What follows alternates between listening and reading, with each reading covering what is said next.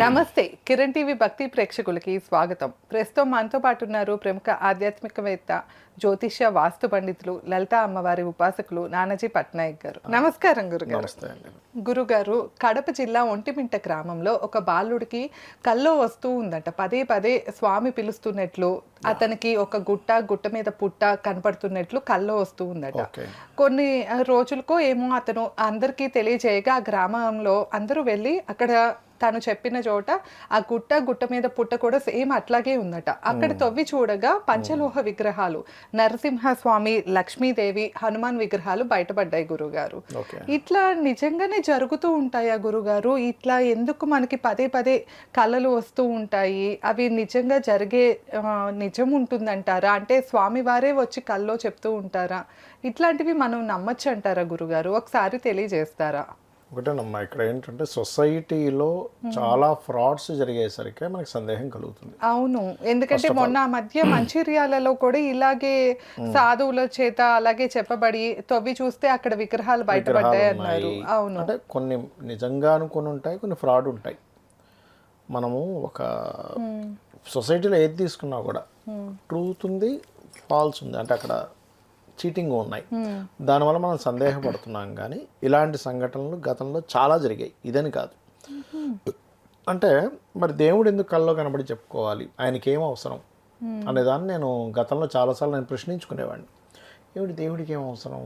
దేవుడికి కల్లో, ఒక వ్యక్తి కల్లో కనబడి ఆ కల్లో కనబడ్డ ప్రదేశానికి వీళ్ళందరూ వెళ్తే అక్కడ మీరు రామదాస్ మూవీ చూసారా?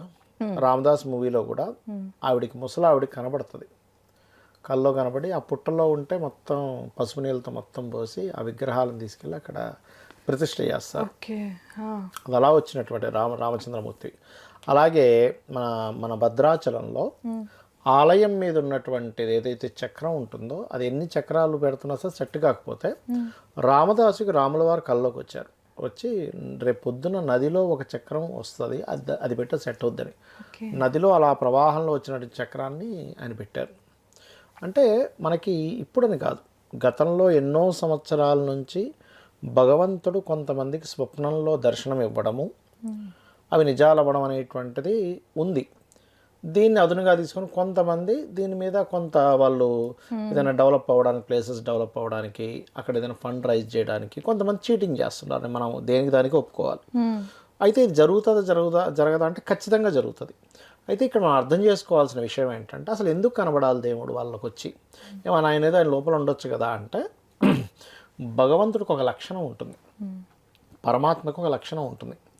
ఇప్పుడు ఎవరైనా పూజ చేయగానే దేవతా స్వరూపం దర్శనం ఇచ్చి తను ఒక అనుగ్రహం ఇస్తుంది. ఇప్పుడు చూడండి, మనకి పాతకాలం సినిమాల్లోని కానీ, మనకి సినిమాల్లో కింద మనకి పురాణాలు ఎత్తి తీసుకున్నా కూడా తపస్సు చేస్తారు.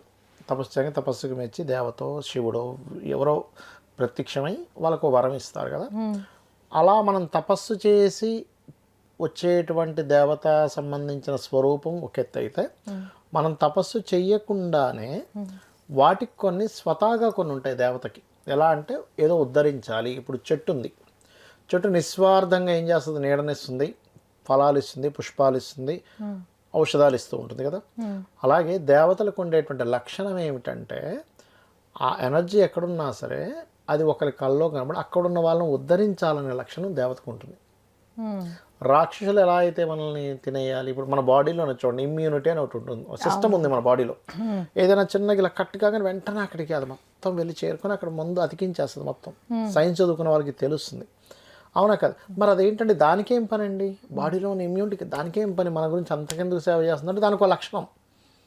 అవును, అంటే ప్రకృతిలో భగవంతుడు మూల పరమాత్మ ఎలా క్రియేట్ చేశాడంటే దేవతా శక్తులన్నీ కూడా రక్షించే వాటిలో ఉంటుంటాయి.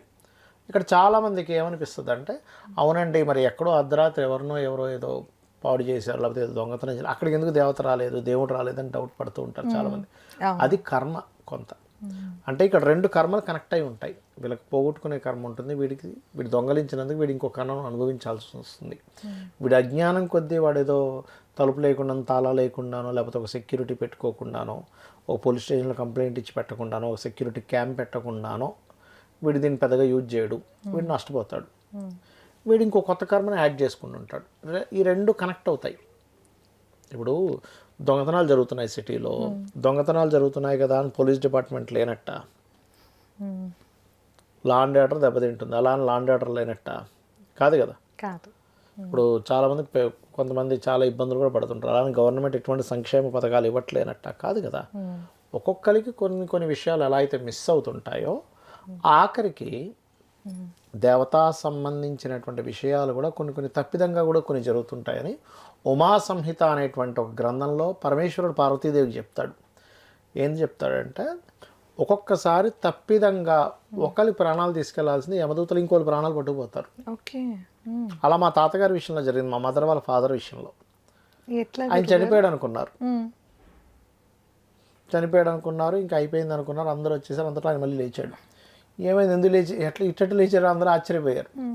ఆశ్చర్యపోతే లేదు నన్నుగా తీసుకెళ్లాల్సింది, పక్క వీధిలో ఉండేటువంటి ఆ పర్సన్ నన్ను తీసుకెళ్లారు అనేసరికి నిజంగా నా పక్క వీధిలో ఆయన చనిపోయాడు. ఏం జరిగింది ఏంటంటే అక్కడికి వెళ్ళాక ఏదో మొక్కలకి నీళ్ళేమన్నారట, అరే ఈయన తెచ్చేవేం తీసుకెళ్ళిపోండి అన్నారట. అది నిజంగా మా ఫ్యామిలీలో జరిగిన విషయం. అది ఉమా సంహిత అనేటువంటి దీంట్లో పార్వతీదేవికి పరమేశ్వరుడు చెప్తాడు ఒక్కోసారి తప్పిదంగా ఇలా కూడా జరుగుతుంటాయి కొన్ని కేసెస్ అని.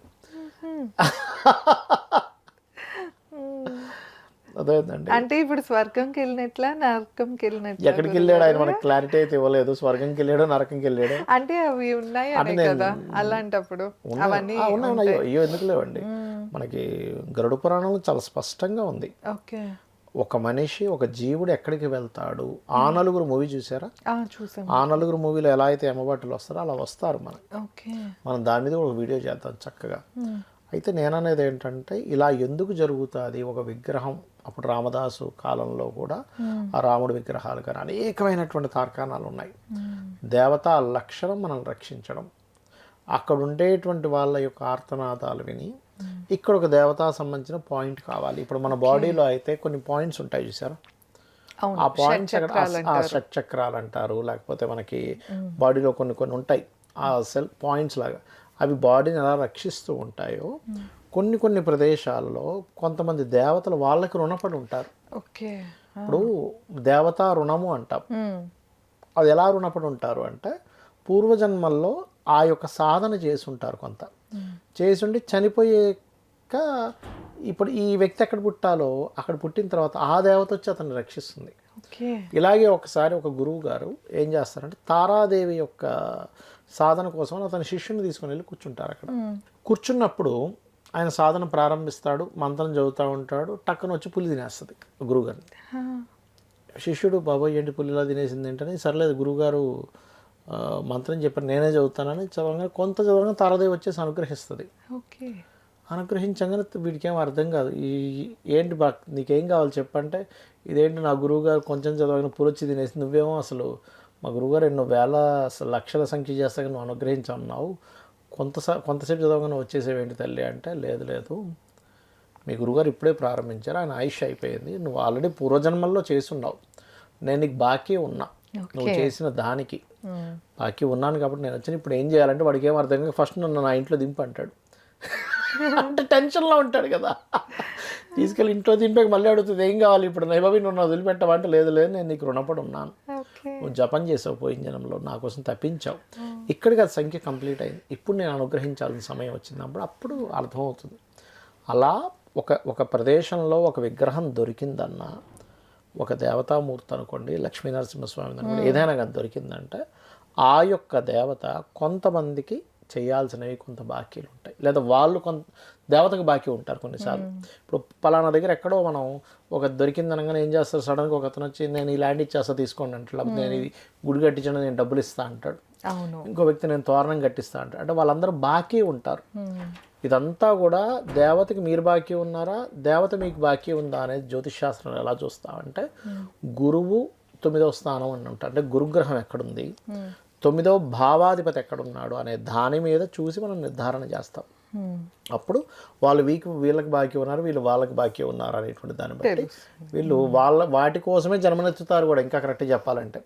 అయితే ఇందులో మీరు అన్నట్టుగా కొన్ని ఫ్రాడ్స్, కొంతమంది అక్కడ రేట్స్ పెరగడం కోసం ఏదో కావాలని దాచిపెట్టి మా కళ్ళలోకి వచ్చిందని చేయడం, ఇవన్నీ కూడా దేవతా సంబంధించిన పాపాలు అంటారు వీటిని, నిజంగా ఎవరైనా చేస్తే. ఏదో అప్పటికప్పుడు ఏదో ప్లానెట్గా చేసేసానులే నాకు 4 డబ్బులు వచ్చాయి అనుకుంటే మాత్రం చాలా పెద్ద దోషం. కానీ నిజంగా అక్కడ అలా ఉంది, దాన్ని ఎవరైనా కావాలని నెగిటివ్గా చిత్రీకరణ చేస్తే అది కూడా దోషమే. ఇప్పుడు నిజంగా దొరికింది పాపం, వాళ్ళకి ఏదో కల్లోకి వచ్చింది దొరికింది, కానీ కొన్ని మీడియాస్ ఏం చేస్తాయి, ఇది తప్పు, ఇది ఫ్రాడ్, ఇది అది ఇది అని చేస్తాయి. ఇప్పుడు అది కూడా దోషమే. కానీ దోషం ఉన్న దాన్ని నిజమని క్రియేట్ చేసినా దోషమే. ఇక్కడ మీకు ఒక విషయం చెప్తా చూడండి, అర్థమైంది గురుగారు. నిజంగా అక్కడ దొరికింది, ఇది తప్పని చేసినా దోషమే, తప్పని లేదు ఇక్కడ ఏదో మహిముంది అని చెప్పినా దోషమే. అయితే పుట్ట లోపల పంచలోహ విగ్రహాలు దొరికాయంటే మనం నమ్మొచ్చు కదా గురుగారు? అది అట్లా అని కదా, అక్కడ ఏమైందంటే నేను అనుకోవడం, ఆ లోహం దగ్గర పుట్ట కట్టి ఉంటుంది. ఓకే, తర్వాత ఎందుకంటే కట్టి ఉంటుంది. ఇప్పుడు పుట్ట దగ్గర దొరుకుతుందా? ఇప్పుడు చాలా దేశాల్లో మనం ఒకసారి ఆ మధ్య డిబేట్లో కూడా ఎన్ని విగ్రహాలు దొరికాయండి, మొత్తం చాలా చాలా దేశాల్లో దొరికాయి, ఇక్కడని కాదు. అంటే దీన్ని బట్టి మనం అర్థం చేసుకోవాల్సింది ఏంటంటే కొన్నిటిని వాళ్ళు తీస్తే కొన్ని వేల సంవత్సరాల క్రితం ఉన్నాయి, ఇప్పుడు కాదు, కొన్ని వేల సంవత్సరాల క్రితం. ఒకటైతే దాదాపుగా నేను మొన్నే ఒక ఆర్టికల్ చదివా, దాదాపుగా 30,000 సంవత్సరాలు 40,000 సంవత్సరాల క్రితం దొరికింది ఒకటి. అప్పుడే ఉంది ఇది. మనం ఇంకా చిన్నప్పుడు పుస్తకాల్లో కోతి నుంచి మనిషి వచ్చాడు, తోక నుంచి మనిషి వచ్చాడు అని మాట్లాడుకుంటున్నాం. అప్పుడే ఎంత సివిలైజేషన్ ఉండేది. ఇప్పటికీ కూడా లంకా నగరంలో బావులు ఉంటాయి, 7 బావులు. రావణాసురుడు వాళ్ళ తల్లిగారి కోసం కట్టించినటువంటి ఉంటాయి. అందులో ఇప్పటికీ ఒక దాంట్లో వేడి నీళ్ళు వస్తుంటాయి, ఆటోమేటిక్గా వస్తాయి. మీకు చేయి పెడితే ఆ టచ్ అవుద్ది భూమి, కానీ వేడి నీళ్ళు ఉంటాయి. మీరు ఎన్ని నీళ్ళు తీసినా ఆ నీళ్ళు అలాగే ఉంటాయి తెలుసా. మిగతా 6 చల్లనీరు నార్మల్ నీళ్ళు ఉంటాయి, రూమ్ టెంపరేచర్ వాటర్ ఉంది. ఒక దాంట్లో మాత్రం హాట్ వాటర్ ఉంటుంది. ఎలా వస్తుంది అంటే అదొక మహిమ. కొన్ని ప్రదేశాలు ఉన్నాయి, అక్కడ ఒక నీరు ఇలా వస్తూ ఉంటుంది, ఒకవైపు వేడి నీళ్ళు ఒకవైపు చల్లనీళ్ళు పారుతూ ఉంటాయి, అక్కడికి వెళ్తాయి. ఎలా వస్తుందంటే అదొక మిరాకిల్. అట్లా ఏంటంటే దేవతా శక్తి, దేవతా సంబంధించినవి చాలా ఉన్నాయి. అది నిజమా అబద్ధమా అని మనం నిర్ధారించలేము, కానీ అలాంటివి మాత్రం ఖచ్చితంగా జరుగుతాయి. ఎందుకంటే నిజమని చెప్పినా దోషమే, అది అబద్ధమై ఉంటాయి, అది అబద్ధమని చెప్పినా దోషమే నిజమై ఉంటాయి. కాబట్టి అలాంటివి అయితే ఉన్నాయని మనం మాత్రం చెప్పగలం. ఓకే గురుగారు, మాకు తెలియని ఎన్నో విషయాలు తెలియజేసినందుకు ధన్యవాదాలు గురుగారు. శ్రీమాత్రే నమః.